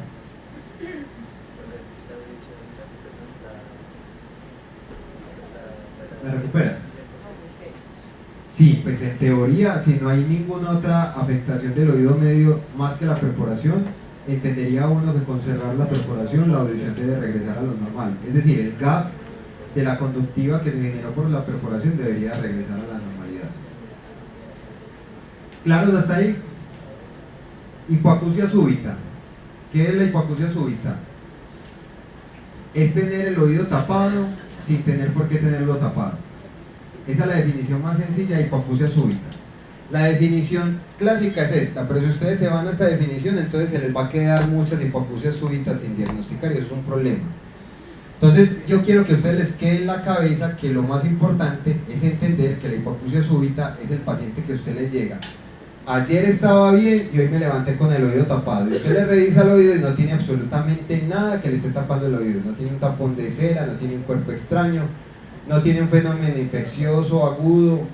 Está una membrana de libro y el paciente dice que está tapado. Entonces mi recomendación es, eso es una hipoacusia súbita hasta que se demuestre lo contrario. Y el manejo debe ser con esteroide si el paciente no tiene ninguna contraindicación. Prednisona 1 miligramo por kilo día. Porque para usted hacer un diagnóstico juicioso de una hipoacusia súbita, usted debería tener los siguientes criterios: una hipoacusia de 72 horas de evolución, de más de 30 decibeles en 3 frecuencias continuas. Eso implica necesariamente que usted tiene que tener una audiometría. Pero si usted está en un pueblo alejado de la ciudad, donde el paciente no se puede hacer una audiometría con facilidad, usted no se puede pegar de esta definición, porque van a pasar días, incluso meses importantes, en los cuales el paciente puede quedar con una hipoacusia definitiva. Entonces, paciente que usted tenga la sospecha, que le diga que súbitamente se le tapó el oído y que usted no le encuentre nada en la otoscopia que justifique ese taponamiento de oído, tiene una hipoacusia súbita hasta que se demuestre lo contrario, y su deber como médico es iniciarle el esteroide sistémico por 7 días hasta que lo vea el otorrino. Habría que hacer una audiometría, una logoaudiometría urgentes. Dentro de la etiología todavía hay muchas teorías, está una viral, autoinmune, inflamatoria, vascular. Hay unos que hablan que este es el verdadero infarto de la cóclea, y el paciente debería ser remitido al otorrino para el manejo posterior. Parálisis facial, otra de las urgencias que ustedes van a encontrar en otorrino. Múltiples causas. Viral es la principal, es la parálisis de Bell. Entonces miren, acuérdense del nervio facial y su recorrido, y por qué es importante entender su relación con el oído. El nervio facial entra por el hueso petroso, hace un primer codo, cuando pasa entre la cóclea y los canales semicirculares. De ese primer codo, pues ahí pueden generarse inflamaciones a ese nivel y pueden ser causa de parálisis. Otra causa de parálisis es que en el conducto óseo en el que se alberga el nervio se genere algún tipo de tumor que también pueda generar compresión. O otra causa podría ser los neurinomas del acústico, que son tumores que se generan en el conducto auditivo interno. Tumores también específicamente aquí en la porción laberíntica del nervio facial, o patologías a nivel del oído medio cuando el nervio facial está pasando por esta estructura. ¿Cuál es la principal causa de parálisis facial? Ya habíamos visto una que estaba asociada con lesiones en el pabellón auricular, que era el síndrome de Remsen-Hahn. Pero de todas, la más frecuente es la que se ha denominado idiopática, pero en realidad tiene una sospecha etiológica viral, y la parálisis de Bell. Normalmente hay un prodromo viral, hasta en un 60% de los pacientes pueden presentar como una especie de cuadro gripal. El inicio de la parálisis es abrupta. Es el típico paciente que dice que metió a la nevera y se quedó paralizado. No fue la nevera, fue la parálisis de Bell. Normalmente hay ausencia de otros síntomas y signos como de procesos neurológicos, patología óptica o patología del ángulo pontocerebeloso. Usted no va a tener un paciente con una parálisis facial y además con signos de hemiplegia o alguna otra cosa y pensar que es una parálisis de Bell. No, ahí habría una causa neurológica, además que tendría que ser una parálisis de origen central. Y ya habíamos hablado la vez pasada cuál es la diferencia entre central y periférica. El tratamiento para la parálisis facial de Bell sería cuidados de ojo. Siempre recomiéndele al paciente que se proteja el ojo al dormir, que lo cierre. Usted me dirá, pero entonces no hay necesidad para los que tengan, por ejemplo, un House-Bragman 2, doctor, que usted nos decía que cierra el ojo. Sí, pero yo le sugiero que a pesar de tener un House-Bragman 2 que cierra el ojo, lo haga porque durante la noche puede relajarse y puede haber una apertura del párpado y puede generarse una úlcera corneal. Entonces siempre a todos los pacientes con parálisis facial recomiéndele protección del ojo, gotas de lágrimas artificiales y un microporo al dormir. Prednisona y aciclovir sería el tratamiento ideal. Prednisona, la dosis que ya conocemos y que les he dicho muchas veces, 1 miligramo kilo día por 7 a 10 días, y aciclovir a 405 veces al día por 10 días. Ya para ir terminando, en faringe vamos a tener el absceso periamigdalino.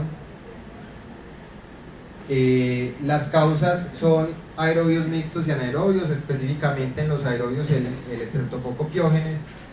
Para el diagnóstico la clínica es muy importante. El paciente con absceso periamigdalino tiene la clínica siguiente: un cuadro de amigdalitis severa, voz de papa caliente. ¿Cuál es la voz de papa caliente? Eso es voz de papa caliente. Tiene trismus. Usted le pide al paciente que abra la boca y casi que no es capaz. Y al examen clínico usted lo que logra ver es un abombamiento del paladar con un desplazamiento contralateral de la úvula. Es decir, hay una colección ahí que está desplazando el paladar y la úvula. El tratamiento debe ser con drenaje y con antibiótico, ojalá de tipo hospitalario. ¿Cómo se hace el drenaje? Hay dos técnicas, muy similar a lo que se hace en el hematoma y en el absceso septal: aspiración con aguja y punción con bisturí. Aquí tenemos un claro absceso periamigdalino, tenemos la úvula desplazada, abombamiento del paladar, se topica el paciente con silocaína en spray. Nuevamente este colega hace infiltración previa, es difícil uno lograr infiltrar solamente la mucosa y no infiltrar y no llevar el contenido directamente al absceso, pero bueno, es una opción. Yo pienso que con la silocaína en spray es más que suficiente. Luego hay dos posibilidades: usted puede o puncionar con una aguja gruesa y drenar el absceso. Aquí ven ustedes 1 centímetro, 2 centímetros, 3 centímetros, 4 centímetros, 5 centímetros, 6 centímetros. Eso es una forma de drenar. O la otra es hacer una incisión a nivel del absceso y con una pinza mosquito, una baby mosquito, aquí sí hacer como una disección, porque hay ciertos tabiques que se forman, para facilitar un bolsillo donde pueda drenar espontáneamente el paciente. Ahí obviamente no se deja ningún taponamiento, ninguna cosa, eso se deja que el paciente vaya drenando. Una cosa importante, eso se hace con el paciente despierto. Una cosa importante es que ustedes tengan en cuenta que estos abscesos periamigdalinos, la forma segura de drenarlos es 1 centímetro lateral a la úvula y 1 centímetro por encima del reborde. Más lateral es peligroso porque puede que usted de pronto termine drenando sangre de la carótida externa. Entonces siempre tengan en cuenta que más lateral hay estructuras vasculares importantes, y si usted le mete el bisturí a la carótida podría ser la catrásica. 1 centímetro hacia lateral y 1 centímetro hacia arriba, 1 centímetro lateral y 1 centímetro hacia arriba, más o menos. Eso es una zona bien segura para hacerlo. Y finalmente, muchachos, moraleja con esto: acuérdense de la cricotiroidotomía. La membrana cricotiroidea es una membrana, como su nombre lo indica y que lo vimos en laringe, ubicada entre el cricoides y el tiroides. Esta es una cosa que salva vidas. Cuando usted tiene un paciente con un ovase, con una obstrucción de la vía aérea, usted hizo maniobras como la de Heimlich y no pudo resolver el problema, y usted está en una situación de emergencia, usted lo que debe hacer es una cricotiroidotomía. Un poquito de anatomía para que lo veamos rápidamente. Debajo de la piel hay el tejido celular subcutáneo. Hay un músculo muy delgado que es el platisma, pero no genera mayor inconveniente porque miren que la línea media la deja respetada.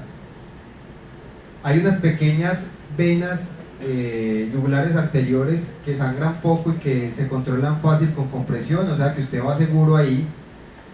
Si vamos avanzando, ahí se encuentra usted la tiroides, pero usted no lo va a hacer a este nivel, sino que lo va a hacer en esta zona, por debajo del cartílago tiroides. Y cuando usted llega finalmente, ahí hay una membrana que en la línea media está completamente despejada. O sea, usted tiene, digamos, una zona relativamente segura para entrar. Y es bueno que usted mismo se vaya palpando su membrana tiroidea y vaya palpando la de los demás para que se familiarice. Si usted está en un hospital y tiene el kit, venden un kit como este, donde usted puede simplemente por palpación localizar la membrana cricotiroidea. Luego con un bisturí haces una incisión por encima de esa zona, una incisión vertical. Luego disecas con el mismo dedo hasta llegar a la misma membrana y vas rechazando los tejidos que hay ahí, los que acabamos de ver, un poquito el platisma. Luego se hace una incisión horizontal y el kit trae una guía que permite introducir fácilmente la cánula. Introduce la guía, la cánula y ahí ya tenés el paciente con la cánula de crico. Y con eso usted puede ventilar al paciente cual si tuviera una traqueostomía. Entonces eso salva vidas. Pero como eso no le pasa a uno muchas veces en un hospital, como la historia más frecuente del paciente con el OAS es el señor que está en el restaurante comiendo y se le fue un pedazo de carne y se está ahogando. Entonces usted ¿dónde va a pedir allí en el rancherito? ¿Dónde va a pedir? Tráigame el kit de crico. El kit de crico está en la mesa y se llama cuchillo. Así es. Vea, esta historia es un cuento viejo y ustedes que graban el video, eso lo van a escuchar sus compañeros, pero siempre se los digo, no hay cosa que me haya marcado a mí tanto en la vida como cuando yo estaba en primer año de otorrino, que tuve mi primer congreso en Barranquilla y los laboratorios lo invitan a uno a almorzar y nos invitaron a los otorrinos y residentes que estábamos en el congreso a una comida en una zona, en un sitio de carnes. Pues resulta que uno de mis profesores, a los cuales estimo mucho, estábamos comiendo en la misma mesa y de un momento a otro un pedazo de carne se le fue por el camino viejo. Y el amigo mío empezó con una obstrucción de la vía aérea aguda. Entonces a mí lo único que se me ocurrió en mi primer año fue darme la vuelta detrás de él y empezar a hacerle maniobra de Heimlich. La esposa estaba con nosotros almorzando y ella era mi pulsoxímetro, porque yo le veía la cara a ella y yo decía, no, este está ya en 50, este está en 40. Yo no lo podía ver porque yo estaba de espaldas, pero yo veía en la cara de la esposa que ya estaba al punto de colapso. A mí nunca se me olvida, muchachos, un señor costeño, un otorrino costeño veterano, ya venía con un cuchillo así, grande, y yo dije, ¿qué va a hacer con eso? No sé de dónde saqué mi último aliento, mi última maniobra de Heimlich y fue efectiva y logró expulsar el pedazo de carne. Pero yo ya después me puse a analizar y yo dije, este señor sabía lo que había que hacer. O sea, él iba a entrar en un paro inmediato si no le sacamos ese cuerpo extraño. Este señor lo que iba a hacer era una crico. Él iba a coger un cuchillo, palpar su membrana cricotiroidea, disecar de alguna forma, introducir algo, no me pregunten qué. Doctor, un lapicero, si le funciona así. ¿Qué pongo ahí para que eso no se sienta? No sé, una tapa de lapicero, no sé. Dos cuchillos ahí mientras tanto para que no esté permeable, no sé. En ese momento uno no es un tenedor que le sirva como de para, no sé, muchachos. Algo. Ustedes son recursivos, pero entonces es lo que les quiero decir. Hay un sitio de abordaje fácil y seguro a la vía aérea y se llama membrana cricotiroidea y salva vidas. ¿Con qué lo vayan a abrir? No sé. Con lo que tengan en la mano, el cuchillo, con un corta uñas, con la uña, no sé, muchachos, lo que puedan hacer, pero salven la vida al paciente y no necesariamente tiene que ser con un equipo especializado como este. con lo que tengan. Si alguno, a mí no me ha tocado, casi me tocó ahí ver cómo lo hacía un otorrino, no me ha tocado, pero yo no sé qué me inventaré ese día, alguna cosa tendré que hacer. Si alguna vez les pasa, me cuentan su historia de terror. ¿Preguntas hasta ahí, muchachos?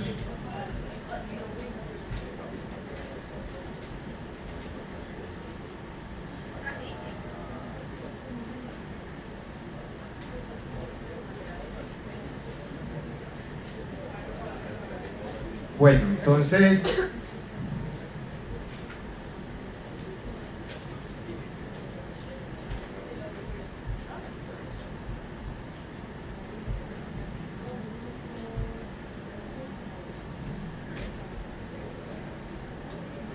me falta una cosa importante de esta presentación y es el Lorenzo. Mi teléfono personal, muchachos. Doctor, ¿qué le meto en la cara? No sé, lo que usted crea que puede, las mujeres que tienen tantas tapitas de labiales, yo no sé qué es un lapicero. Entonces, mi número personal, muchos preguntan cositas, les respondo por WhatsApp, me llaman. Ahí lo tienen a la hora. Bueno, muchachos. ¿En qué horario? Horario de otorrino. No hacemos noches ni festivos. No, mentira, si están muy encartados, muchachos, y consideran que yo los puedo...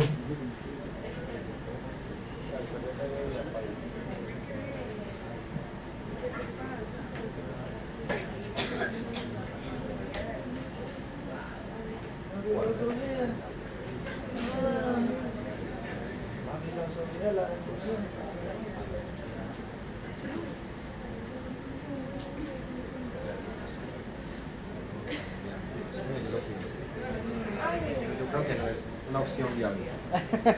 Aunque no sé que le encanta la tecnología, profe. Bueno, muchachos, entonces, ¿alguna pregunta hasta ahí? Venga, vamos a hablar en estos 20 minuticos que nos quedan. Bueno, 15, 14, no me desconcentren que me quitan tiempo. Vamos a hablar de fisiología de la eglución, pero mucho de esto ya lo hemos ido mirando en las clases anteriores. Entonces, vea, lo importante es que la eglución es un proceso secuencial. En el proceso de tragar se involucran hasta 55 músculos que están alojados en la orofaringe, en la laringe, en el esófago y 6 nervios craneales. Es decir, esto es un mecanismo bastante complejo. El hecho de que usted esté pasando esa papita ahí hasta su esófago está involucrando 55 músculos y 6 nervios craneales. O sea, es un proceso, es el proceso.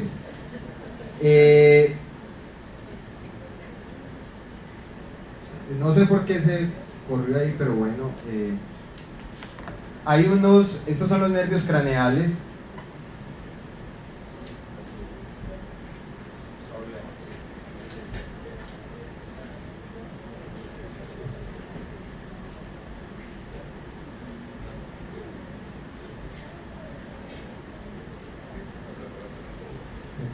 Se corrieron, pero bueno, el caso es que ahí están los 6 nervios craneales y todos los músculos que se involucran.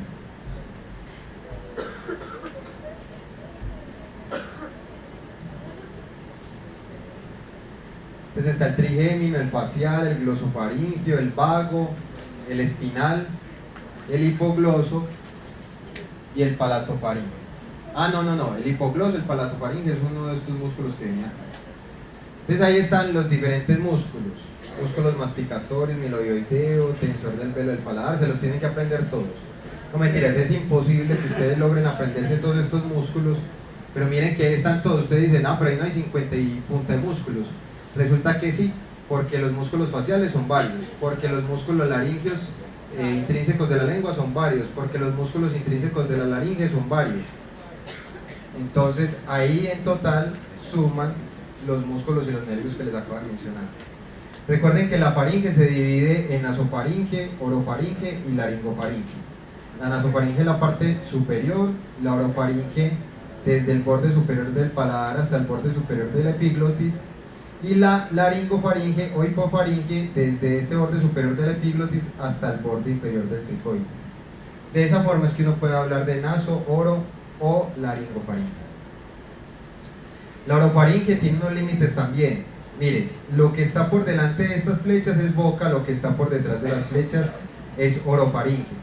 La orofaringe tiene como nivel superior y anterior la unión del paladar blando con el paladar duro. Tiene en esta posición de la lengua un límite anterior que es las papilas circunvaladas, que son estas de la base de la lengua, y tiene como límite inferior el hueso hyoides. La hipofaringe tiene como borde superior el borde de la epiglotis y como borde inferior el borde inferior del cricoides. Se relaciona con C4 y C6 y está revestida por los músculos constrictores medios e inferior de la faringe, y también hay unos músculos de soporte que es el palatofaringio y el estilofaringio. Eso es la hipofaringe. Hay unas estructuras que ustedes pueden ver acá. Estas son los aritenoides, repliegues ariepiglóticos, y hay unos huecos acá que se llaman los senos piriformes, que son como un tobogán por donde se va a ir el alimento, el bolo alimenticio, hacia el esófago, que estaría aquí atrás. Entonces tenemos los labios, la boca, entramos a boca, tenemos lengua acá, paladar, vamos avanzando, llegamos hasta el límite de la boca y la orofaringe, que es esta, y acá para adelante es boca, de acá para atrás es orofaringe. Vamos avanzando, ya estamos en orofaringe, llegamos al borde de la epiglotis. Cuando traspasamos la epiglotis ya estamos en hipofaringe o laringofaringe, y ahí tenemos cuerdas vocales, senos piriformes, y allá se abre el esófago. Ese es el recorrido que tiene que hacer el bolo alimenticio para llegar al esófago. Hay una serie de receptores, muchos receptores en las amígdalas, en la base de la lengua, en la pared posterior de la faringe y en el paladar blando y la úvula.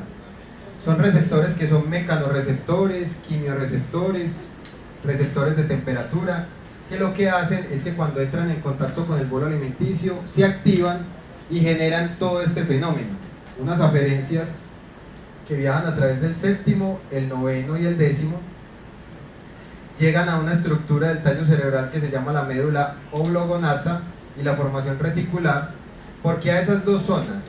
Porque acuérdense que yo les decía que la deglución tiene que tener una sincronización muy importante con la parte respiratoria, y la formación reticular es la que controla la parte respiratoria. Usted no puede tragar y respirar al tiempo porque se broncoaspira, por eso tiene que haber una coordinación importante a ese nivel. Esas son las aferencias a través del séptimo, del noveno y del décimo. Y luego unas eferencias, que es toda la parte motor que viaja a través del quinto, del séptimo, del noveno, del décimo y del 12. Todo eso va a los 50 y tantos músculos que están implicados en la fisiología de la deglución, que de una forma resumida sería esto. Resumida.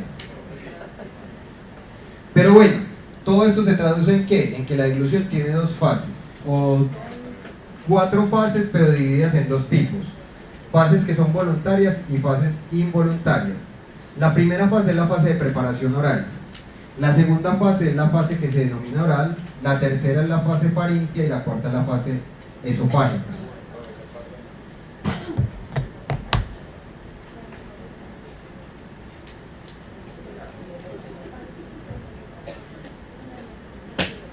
Este computador se apagará en 2, 3. Lo bueno es que cuando él dice que se va a apagar, ¡ay! Se apagó. No, todo esto para nada. ¿Aló?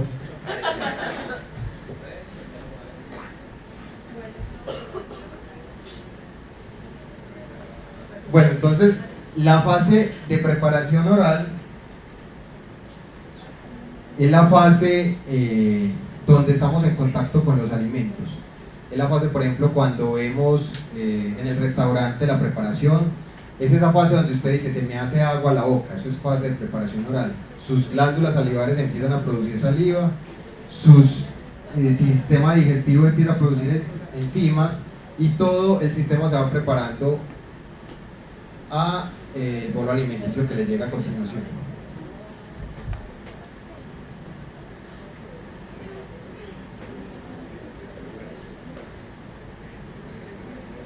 Entonces esta es la fase de preparación oral. Es una fase que depende mucho de las sensaciones que usted tenga con respecto a la comida, de lo que le genere la comida y los estímulos que la comida le genere. Se empieza a preparar todo el sistema, producción de saliva y de enzimas. La fase oral como tal es la fase del procesamiento del bolo alimenticio. Entonces, bolo que entra a su boca es procesado a través de la cavidad oral. El funcionamiento de los dientes empieza a triturar ese bolo alimenticio, la lengua lo lleva de un lado al otro, lo impregna con la saliva y con las enzimas que ya se están generando aquí a nivel de la cavidad oral y deja el bolo alimenticio preparado para la siguiente fase, que es la fase faríngea. Y en la fase, aquí tenemos la fase oral, tenemos una biofluoroscopia de la deglución donde se ve todo ese procesamiento oral del bolo alimenticio. La fase faríngea, no voy a ahondar mucho en ella porque hablamos muy bien de ella en la fisiología de la laringe, es la más importante. Hay una conexión importante con la formación reticular para evitar las aspiraciones. Tiene una duración de aproximadamente 1 segundo. Aquí es donde se da el fenómeno de la protección de la vía aérea y debe ocurrir en expiración, obviamente para que el paciente no se aspire. Tiene varias fases. En una de ellas el bolo alimenticio debe pasar de la cavidad oral a la orofaringe. La lengua contacta con el paladar desde la parte anterior y va impulsando el bolo hacia atrás hasta que lo lleva a la faringe, que es básicamente esto, es llevar el bolo alimenticio hacia atrás y dejarlo a la entrada de la faringe o de la laringofaringe para que ya continúe el proceso. Luego de estar ahí deben pasar varias cosas.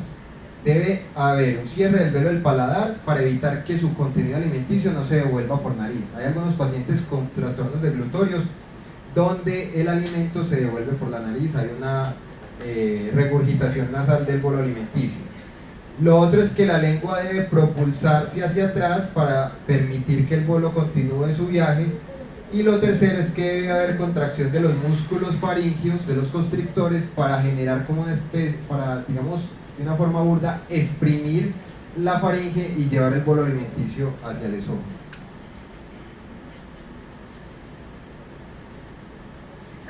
Ya después va a haber todo el fenómeno de la protección de la vía aérea con el cierre de los 3 esfínteres, que ya lo mencionábamos en la clase de laringe, que hablábamos del cierre de las cuerdas vocales falsas y el cierre del epiglotis, y debe haber una apertura del esfínter esofágico superior para que el bolo pueda continuar hacia el esófago.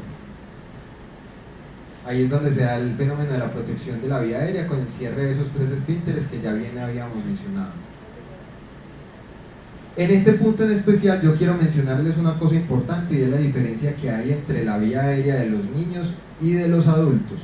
Yo siempre les he dicho que la deglución debe darse en expiración, o sea que uno no puede estar respirando y tragando a la vez. Eso es cierto si usted no es un bebé. Si usted es un bebé, usted lo puede hacer. Los bebés, si ustedes se han dado cuenta, ellos pueden mamar y respirar al mismo tiempo. O sea, pueden alimentarse y estar respirando al mismo tiempo. ¿Cómo se logra esto? Gracias a estas diferencias anatómicas. Miren que la laringe de los niños es más alta que la de los adultos. Eso permite que él pueda estar al mismo tiempo deglutiendo y respirando. Eso viene mucho de los primates, es algo que heredamos de los primates. Si ustedes ven los primates, la laringe también es muy alta y permite que puedan respirar y vaya directamente a la laringe el aire, pero que a la vez puedan deglutir y se vaya directamente al esófago. Lo mismo pasa en los recién nacidos. Y es por eso que ellos pueden estar haciendo estos fenómenos al mismo tiempo, fenómenos de deglución y fenómenos de respiración, sin tener ningún problema de broncoaspiración. El hecho de que los niños sean tan cachetoncitos tiene una función importante, y es que eso lo que permite es que hagan presiones negativas y no se colapsen sus mejillas y puedan hacer una succión efectiva. Entonces los niños, por esas diferencias anatómicas, pueden estar constantemente respirando y deglutiendo o lactando sin ningún inconveniente. Ustedes lo pueden ver. Este video es simplemente, ya lo habíamos visto, para ver qué rápido es el fenómeno de la deglución en la fase faríngea, que dura un segundo únicamente. Y aquí vemos el fenómeno de los constrictores, cuando ya el bolo alimenticio pasa, cómo los constrictores se encargan de exprimir la faringe para que el bolo alimenticio llegue hasta el esófago.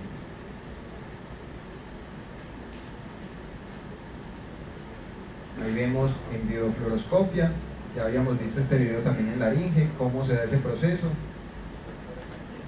Y finalmente, la fase esofágica, que se inicia justo cuando se abre el esfínter esofágico superior. Se abre el superior, tiene una gran variabilidad, puede ir de 8 a 20 segundos, eso depende de la consistencia que usted esté deglutiendo. Obviamente el líquido pasa más rápido, lo sólido o lo semisólido pasa más lento. El tercio superior del esófago tiene músculo estriado que tiene comportamiento voluntario e involuntario. Ustedes dirán, pero entonces ¿usted por qué nos engañó, doctor? Y usted decía que la fase esofágica era involuntaria, pero miren que tiene músculo estriado. Pero frene una fase esofágica, eso es imposible. Usted puede frenar la fase faríngea, usted puede tratar de no llevar el bolo alimenticio hacia posterior, pero usted no puede hacer nada con la fase esofágica, así parte del músculo sea estriado. En los 2 tercios inferiores, si el músculo es completamente liso, o sea que es un músculo involuntario. Ahí tenemos entonces la apertura del esfínter esofágico superior y el paso del bolo, se da el peristaltismo esofágico hasta llevar ese bolo alimenticio al estómago. Apertura del esfínter esofágico inferior y ahí sí llega el tan anhelado bolo alimenticio al estómago. Aquí vemos una biofluoroscopia, vemos cómo es el recorrido de ese contenido, en este caso es un líquido espeso que va por todo el esófago hasta el estómago. ¿Listo, muchachos? ¿Alguna pregunta? Bueno, muchas gracias. Entonces, ¿cómo quedamos? RUMBA. Quedamos con el parcial para el 13. No, eso queda muy complicado. 13 parcial, 6 clases. Bueno, sigan siendo felices. Jorge les dice.